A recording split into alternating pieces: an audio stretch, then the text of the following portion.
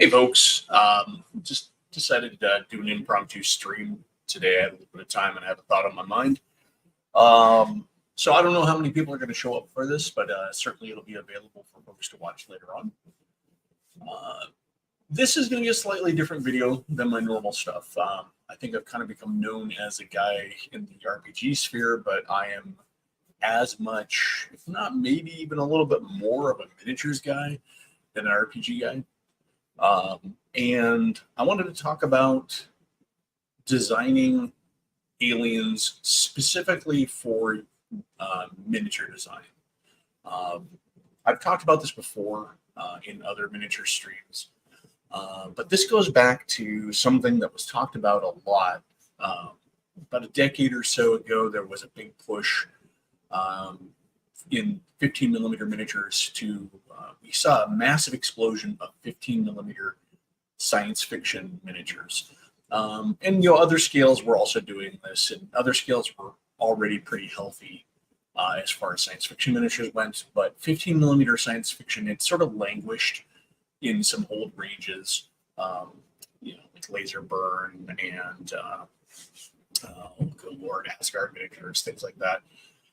And so we saw a push in a lot of smaller designers coming out and doing their own ranges of miniatures. And one of the frequent topics, one of the frequent points of conversation that came up was the relative lack of truly alien aliens and why that was. There were plenty of alien ranges, but for the most part, they all fell into that very typical rubber suit alien category, which was effectively just a man with a different head, maybe some other arms, something to that effect, but nothing truly, well, I won't say nothing, but very rarely did we see anything truly alien with a body morphology that was completely abnormal and beyond what we normally see. The most alien you might see would be some sort of insectoid aliens, a couple of alien centauroid type races that you can see, like for example, Ground Zero Games had their X range, and so I don't want to go too far into what had existed. Certainly I'll be name dropping a few ranges that come to mind as we go on. But let it be said that there just wasn't a lot in the way, and continues to be not a lot in the way of truly alien miniatures that are bizarre and beyond human type forms. And so I guess the best place to start is kind of the why and the how. A lot of it comes down to production. So production of miniatures is tricky, especially back in the day before 3D printing, when everything had to be cast and molded. So you have a lot of very specific technical requirements that make the more bizarre things trickier and trickier with an increasing level of finesse and technical requirement, the more bizarre you get. Humanoid biology is pretty well understood by sculptors, by mold makers, by casters, and so is a sort of already mastered and well supported in the industry. Centauroid races also tend to be pretty common because essentially if you can make a horse and you can make a rider, and you can make a horse and you can make a man, you can combine them into a centaur type body. That form still follows sort of the same linear plane that the two halves of a mold have to go across and to form the whole miniature. When you start getting things that stick out in weird ways too much, then you have to start looking at more complex mold making. Often this means either designing your miniatures as multiple parts or having a sculpt cut into pieces and then molded separately for later assembly. Now in 28 millimeter, this is not always so much of a problem because 28 millimeter is a larger miniature scale and a little easier to fiddle with bits, but it's definitely kind of a killer in 15 millimeter. It's not impossible, but it does actually get a little trickier. So I do see we have a couple folks here. We have Bear, who I know is not a miniatures guy, but I very much appreciate him being here. And then Doc Flamingo, welcome. So that right there would explain to a certain degree why we didn't see a lot of truly bizarre aliens in 15 millimeter. It's just a very tricky technical thing to do. Now, it was overcome in a few cases. Again, I'm going to mention Ground Zero Games. They did the Ix, and they also did a later race that was very similar, but visually different. But they accomplished this by having every miniature be effectively two miniatures that were cast separately and then glued together. You have an upper torso and then a lower body, because with insect centauroids, they're kind of spread out. You know, the insect legs kind of radiate from whatever body you have going, and then you plop your torso up on top of that. Whereas like equine, feline, ursine, whatever eine, centauroids tend to be pretty linear. They're upright. Their legs are in a row underneath the body, and so you can often cast those as a single casting and not have to worry about it, as long as you can avoid bird caging, which is another problem that haunts a lot of multi-limbed big figures, because you can't have limbs crossing each other's streams so much in the mold without causing some problems in production. If you bird cage your legs or your arms or combination or whatever it is, your tentacles and the like, you end up with a chunk of the mold stuck in and amongst these legs, and it makes it near impossible to cast it right. To counter bird caging, you would then have to be either really careful with how your legs are arranged, or you have to cast the bodies in two halves, which are then glued together. You often see this with a lot of plastic horse models, where there are two halves that are then glued together.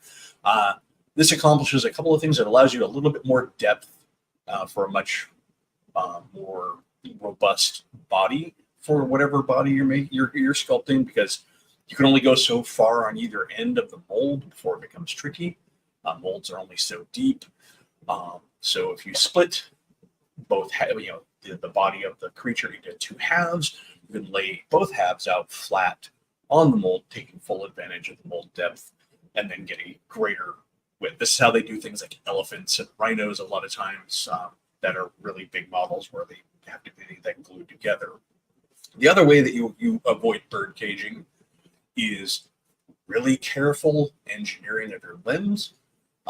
Often some optical illusions where if you look really closely, you'll find out that the limbs are actually one part underneath the model until they separate off where they would visually be separated. I think there used to be some old hexaped horse type creatures back in the day. They sort of did this. If you really look at the model is narrow enough to where at certain points in the model, the limbs where they cross are a solid piece, and it's only where they diverge into visually separate pieces that they then become separate pieces of sculpting, because then the mold can take that from either side and have it freely transfer into the molding. So this is right here, the technical aspects of the alien design is one thing that really limits the true bizarre alien from coming into play. The other big thing is, in the case of designing for miniature, especially for miniatures games, which are miniatures ranges, let's just say, that are not associated with a specific game and therefore don't have volumes of text and books or other game components to fill out the lore of what you're seeing in that miniature. It can be very tricky to sell your miniature to the customer if it doesn't translate well to the customer's imagination. This is again why we see a lot of rubber suit alien types. The excuse that is used in film, of course, film and TV, is often that it's just cheaper. You can take a human, you can glue some parts onto them, instant alien. Well, in miniatures, when you're sculpting from the ground up, you'd think that, and this is often the part of the argument of why don't we see them, is, well, we can create whatever we want. We're creating from the ground up. Again, going back to the technical problems with molding, it gets a little tricky. But another big thing is, the other part of that is getting people to understand what you're laying out. So there's a weird, I'm no good at graphs, or I'd actually make a graph of this, but there's a weird set of axes in which alien designs, concepting, breaks down in my brain. Now, your mileage may vary and other people may have different opinions on this, but in my experience, this is how it goes. Just real quick, welcome, Grumpy. Hey, George, thank you for stopping by. So when you're designing aliens, you have two things you can do, two real main axes you can go on. There's the physical alienness, and then there is the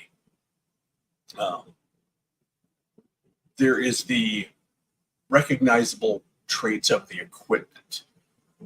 And both of these are and why these are the two main axes that I think of when I'm thinking of aliens and conceiving of aliens for design is these are the two things that people are going to grab onto when you're holding a miniature in your hand. These are the two things that you're really going to look at. What is this alien? Do I understand what's going on with its anatomy? And what is it carrying? What is it holding? And there are a couple of extreme examples. The rubber suit alien holding just another gun, wearing just another suit of armor and fatigues is very recognizable because he's barely different than a human. The extreme end of that would be the weird space blob with his psychic orb weapon and a bunch of biotech that's strapped to his body. While that could look really cool when you can see it moving on screen, or if you had a game that was explaining it, when you're looking at this chunk of metal in your hand or plastic or whatever you're casting in, all of that can kind of get lost. When I pick up that miniature and I see that the alien itself is a bunch of weird, vague biological forms, and then it is also carrying a bunch of orbs and tubes, it can be a little tricky to really, understand where the alien starts and where it ends, and where the equipment starts and ends, but also just what it all does. And so you end up kind of scaling these sliders in different degrees to find the sweet spot for whatever it is you're creating. For example, if I had the really blobby alien, I might use more distinct looking equipment on it that was very clearly a piece of equipment than I might, just so you could understand that this is a blobby alien carrying stuff. Or I might do away with carried equipment and then sculpt very clearly the technology integrated into the alien.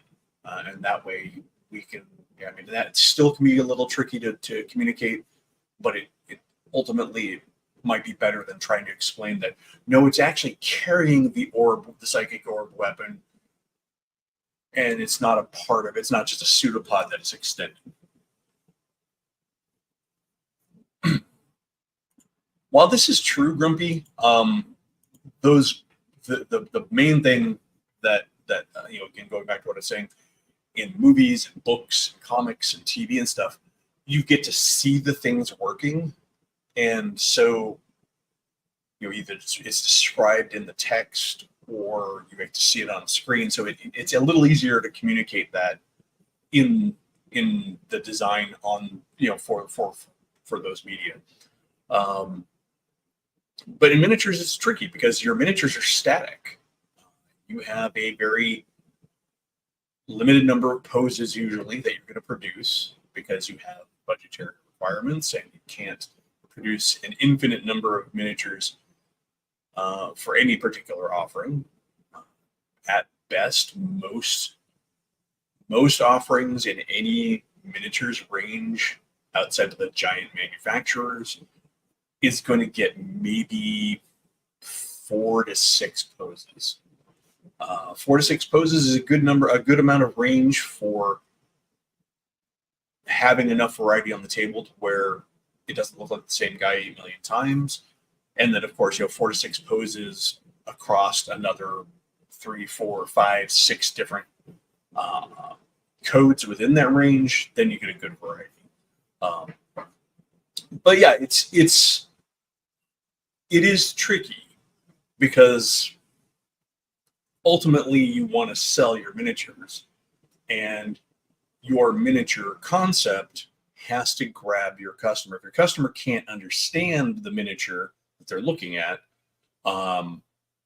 then you're not going to sell. Actually, I have a question. Yay. Doc Flamingo.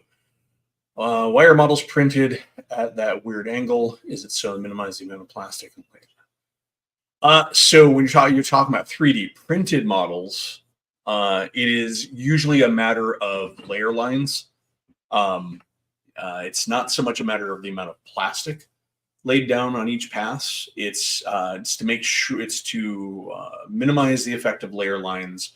Also, a lot of it has to do with just supporting the model. And so the angle usually is there to increase the chances of having a good print. Nerd's Nerd, hello, welcome.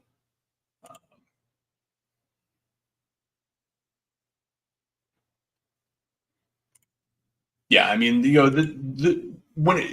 and it's of course, I'm not trying to say this is all absolute. It's just that it tends to be this way. I mean, certainly there are ways to get around it. Again, if you have a set of rules where you can talk about your aliens and you have art and illustrations that show them doing things and interacting with people, you can really push the limit a little bit more.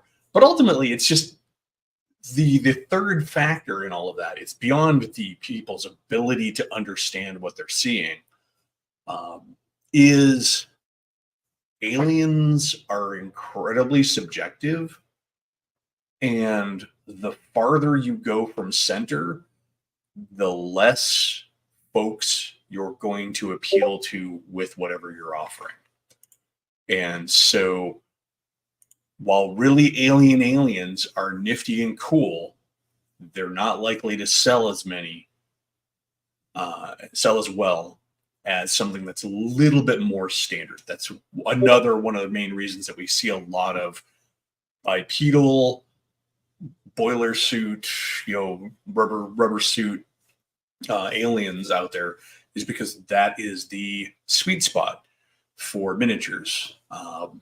If you can paint a guy in fatigues and space and carrying a laser, you can probably also effectively paint an alien in fatigues with a laser.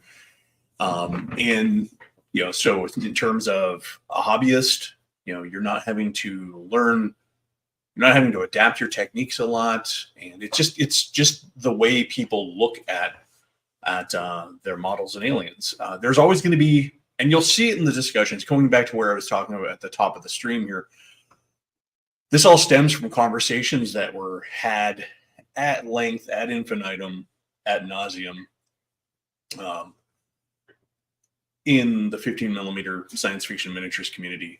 And there's always some guy who wants the most niche fringe offering. And no matter how many times companies would tell them, that's a really cool idea, I can sell 5 of those, they just wouldn't want to hear it. And then so you would have these long discussions of why it doesn't work. Now, it's not always true. I mean, there are times where a really good idea gets passed by a bunch of companies. That's one of my miniatures lines that I have. They're affectionately called the Space Raptors. They're called the Chewok, is what I call them range-wise, but they are essentially velociraptors in sci-fi gear. And when I kicked off my miniatures range, they were the first range I made, and I did this as a way to thumb my nose at the industry that had for years, when I've been trying to propose these miniatures to other companies, I've been kind of, concepting. There were a couple of miniatures companies out there for a longest time that had like these things where you could suggest a range, and if it got enough votes, they would make it. And I remember being told that they didn't think that that was marketable. And I'm like, how is dinosaurs with guns not marketable? And so when I did my first range, I did dinosaurs with guns. And there were some tricky technical aspects to those, because I didn't do a more upright dinosaur with just a tail hanging off the back, kind of like a lizard man. No, I had the linear bodied raptor styles with the head up and the guns below them. Actually, I could probably even find a picture of them and pull them up here. But, and I, and when I did these, I didn't sculpt them. These were contracted sculpts. But when I made these, they ended up being pretty popular. That was my first Kickstarter, and so it didn't do well because I had no idea what I was doing. So that was always fun. But let me go ahead and pull this image up. See if this translates well.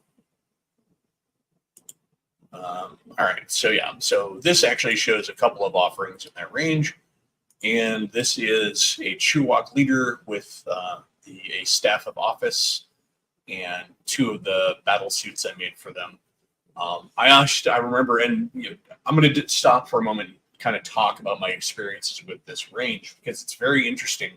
A lot of the perceptions in the industry, when you make an animal themed alien race, somehow there's this expectation that all their gear will reflect their animalness, for lack of a better term. I call it the Thundercats principle myself, the Thundercat effect, in that, the Thundercats have a tank that has a giant cat face on the front of it and shaped like a cat. And so I remember when I came out with these guys, they're like, oh, you're going to have a giant dinosaur. You're going to have dinosaurs with guns all over them. I'm like, no, the Chewok, or the Space Raptors, are a race of intelligent raptors. The tongue-in-cheek of their origin was they left their original homeworld 65 million Earth years ago, and managed to settle in another part of the galaxy. Wink, wink, nudge, nudge. They were on Earth and escaped the asteroid. But you can see it here with these battle suits. These battle suits were assembled wrong for the catalog pictures. They're supposed to have two of the arms underneath. They are vaguely raptor shaped. You can see that they have a tail off the back and they have the underslung arms. But they don't have a head, and that was intentional. They have an armored canopy over the top. The painter here painted it to where it kind of looks like it's glass or something, but it's actually supposed to be armored canopy with little micro cameras and stuff, because they're a super high-tech race. Their heads in there because their necks are thin, and so like they wouldn't want to have their necks be all vulnerable in a battle suit. And then the reason that the battle suit still has a tail is because raptors reflexively steer with their tails. And so I thought that would be a cool way for an alien race to have developed their tech. So effectively, the battle suit's balance system is also working off the pilot's reflexes. So there's a little design thing. But yeah, so yeah, and that's, nerds, exactly. You understand. That was always my thing. Like, we don't have gorilla-faced tanks or anything like that. I did accidentally do that in a couple of vehicles for the Chewok, and it was less of a matter of trying to make the things look dinosaur-y, but I did end up making. I have one plane that I have a light strike aircraft for them that kind of looks like a tapajara, which is one of the flying reptiles, and then their light strike tank, damn meat all to hell, ended up being kind of Triceratops head-ish because it has two guns off the back that point forward, and then it's got an angled nose, and it looks like a Triceratops horns. So that wasn't intentional, but I wasn't going to do stompy dinos and stuff like that. That just wasn't going to happen. So this is an example of, one of my designs, but and here, these were really hard to do. The sculptor made their ankles too narrow, and we didn't find out till they went into the molds. Every time they were pulling the metal out of the molds, they were ripping off at the ankles. So there had to be some remaking of the models. And then also there had to be it took longer to produce every batch of these, which actually caused their price to go up a bit because they couldn't just rip the molds open super quick.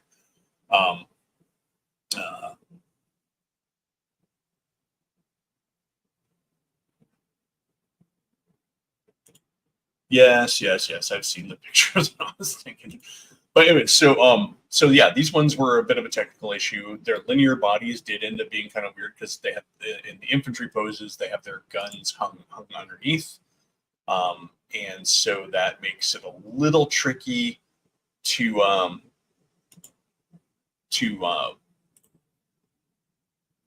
get all the lines to work out. So I'm going to bring up the Tapajara looking plane here just so I can show how I broke my own rule. But the nice thing about rules is you can make them and then occasionally break them when it makes sense. Because while I'm going to share this, it's not going to look horrible. It doesn't look horribly dinosaurish. It looks like they maybe paid attention to dinosaurs and built the craft to take advantage of the sort of like a biotech almost. So this is the Raxa light attack ship. And if you see two different brandings on here, Loud Ninja Games is my brand label, and I sell through Alternative Armies. They also produce the models for me, so I have a deal with them. Let's see. So yeah, this is the one I was talking about that kind of looks like a pterosaur, but it doesn't exactly look like a pterosaur, and that was the whole point. It's like it doesn't have a face. It's got some shapes, but that's about it. But don't want to go too much about my own designs. So let's see. As far as designing aliens too, one of the things you'll often come up with is, and this is not specific to aliens even as well, one of the things you run into is the World War II Vietnam Army effect when you're doing ranges for military use, for military wargaming.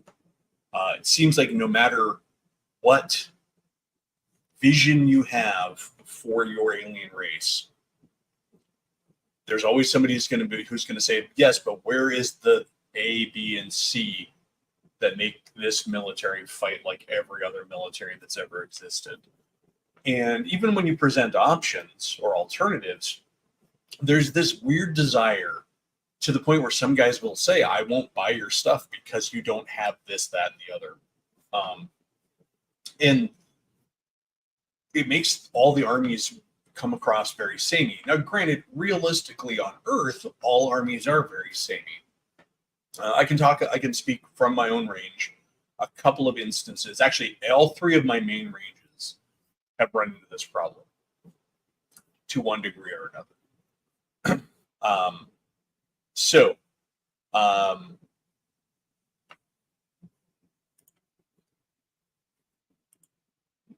Dr. Flamingo, I believe that was the French who had the Vespa with the recoilless rifle, and it wasn't actually designed to be fired while riding it. It was basically just a way to put a motor on a tripod, basically. So in my three ranges, I ran into this problem a number of times, which was the end user, the customer, didn't understand why didn't understand what I had conceived of when I made I made the various miniatures offerings. And I always have an internal logic to my designs. It helps me in creating them. So, for example, the Raptors that I was just looking at, they didn't understand that they were designed to not use, at least on the infantry level, rockets and missiles. They had a plasma gun instead that was basically their bunker buster, heavy hitting anti-armor weapon. Other offerings in the range do have missiles and rockets, but the infantry themselves were carrying around plasma weapons. They just carried a bigger plasma weapon for the heavy hitting. But I got people saying, well, they don't have an SMG or they don't have an LMG or a SAW or anything like that. They don't have a plasma gun. I'm like, well, they do have a SAW. There's a miniature in there that actually is carrying a heavier version of the plasma weapon that's a rapid fire one. And then there's one guy that's got a big, wide-mouthed plasma gun that's supposed to be their effective, like their law, basically, or their anti-tank missile. And so the next range I did was the Yggdrasil. Now, the Yggdrasil were my attempt to make something along the lines of the Covenant from Halo. I really liked that idea of multiple alien races working together under one banner, and each of the races fulfilling different roles in the overall military. And this one caused me all kinds of problems because with the 3 different races, I would have customers who are like, I really like this race, or when are we going to get a full range of this race? Or when are we going to get a full range of this race? And I'm like, you're not, because much like the Covenant in Halo, if you're familiar with it, in mine, we had the Horgosi, which are the big old rhino-faced looking dudes who were the heavy assault troops, and then you had some pretty hard-hitting, tactically, serious mid-ground kind of figures who were sort of the elites in the military, and then you had a bunch of little, throwaway cannon fodder characters who were the grunts, and they were together supposed to form the whole military. But I had customers who were like, well, I would buy these except for you don't have this for this race or this for this race. I'm like, well, it's never going to happen because that's not how they're supposed to work. Now, as a maker of miniatures, you could certainly capitulate and make that, but then at that point, you're just making the same thing that everybody else does. And I had picked my lane, and I was happy to stay in it. My third major release was it's actually my most popular, is the Equen. Let me go ahead and pull up some of these guys because I kind of like them a lot. They're fun. Now, the Equen are a very high concept race well, not high concept. They are heavily concepted, though. Let me put it that way. Let me see if I can get a good image. A lot of the catalog images are not online at super high resolution, so I kind of got to pick and choose. Let me see what I can find. But anyways, while I'm looking for this, they are a race, or they are a miniatures line that is designed to be one half of whatever miniatures battle you might be fighting out. In other words, they're not designed with a specific enemy in mind, because I don't make my miniatures for a particular game. I make my miniatures as system agnostic miniatures that you can plug into any game. And that's perfectly fine for actually a lot of the 15 millimeter and a lot of other science fiction games outside of the war hemisphere, because a lot of those games are very much about building your own universe and playing your own wars that you set up. And so this race was designed as something I hadn't seen in miniatures yet, and that was a low-tech alien military, kind of like you would see fighting, sort of like an isometric or asymmetric asymmetric warfare. We often see aliens being a much heavier, higher tech than humans, or on the same level, and we're just kind of duking it out. But I wanted to make an alien race that was fighting with either procured or cobbled together weaponry, and was sort of something you could put on the battlefield to fight against your high tech or future tech humans or even other aliens.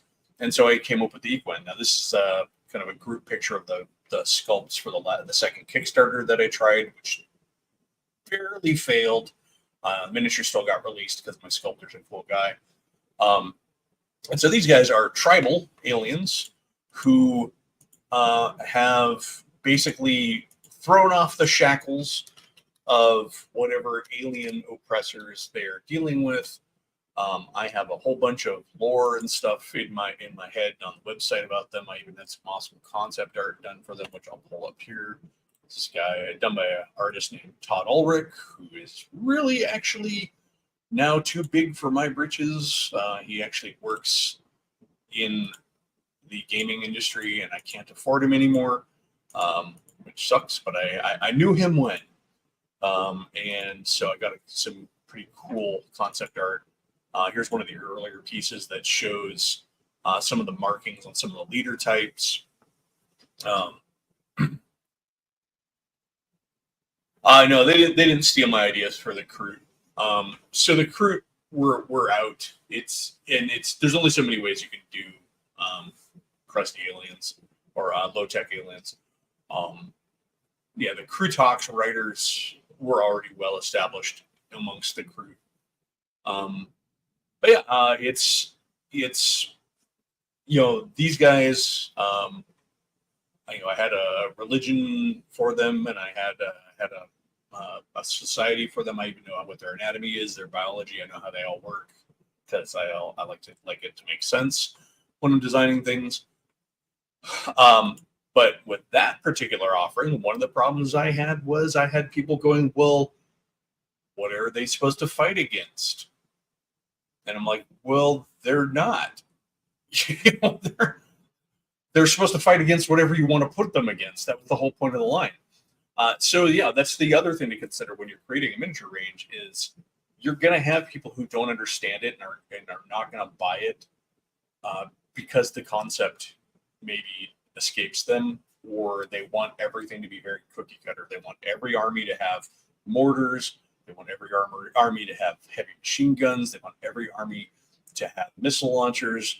And the Chewok, had that to a degree, and the Equine have that to a degree. But for example, I've had people go, "Well, I can't wait for you to come out with vehicles for these guys." I'm like, "Well, I'm not. What I did is I made a gunner figure for these guys, actually a set of gunners that you can tack on to any other model range to make technicals. You can take let's say you had a tractor figure or a sci-fi pickup truck from another range. You could throw one of these guys in the back of it with and he's got a machine gun or whatever you want to call it in your game, and now it's in use by these guys. The way I designed those miniatures too is that you could cut them down to put them in hatches to make them pintle mounts on top of vehicles, or you could put them mounted to the backs of vehicles with the guns up on the side rails. So there's a lot you could do with that. But yeah, can't say too much more about it, about designing aliens, other than let me kind of sum it up. Unfortunately, looking at the time, I'm gonna have to go. But your alien can't be too weird, or else people aren't going to get it. So if you're going to make a really weird, physically weird alien, maybe think about giving him much more mundane and identifiable equipment, or slide your sliders to where they're somewhere in the middle. If you're going to do a high concept for your aliens, you're probably going to need to support it more with blog posts or whatever that show people how it's supposed to be used and take some time to explain it.